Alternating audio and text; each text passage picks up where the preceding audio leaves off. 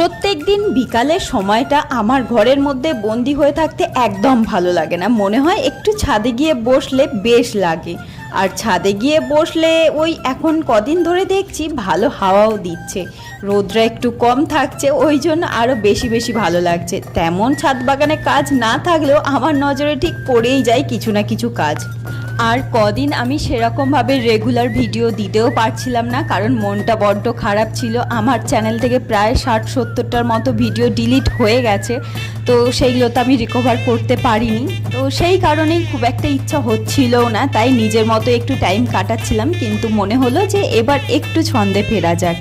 আর সেই সময়ই নজরে পড়লো আমার এই নয়নতারা গাছের দিকে। গতকাল বৃষ্টিতে গাছটা অনেকটা বেঁকে গেছে আর অনেক ফুল হয়েও ছিল, সেইগুলোও ঝরে গেছে। তাই ভাবলাম এতে একটা লাঠি দিয়ে গাছটা বেঁধে দিই, তাহলে গাছটা একটা সাপোর্টও পাবে আর গাছটার বাড়তে অনেকটা সুবিধাও হবে।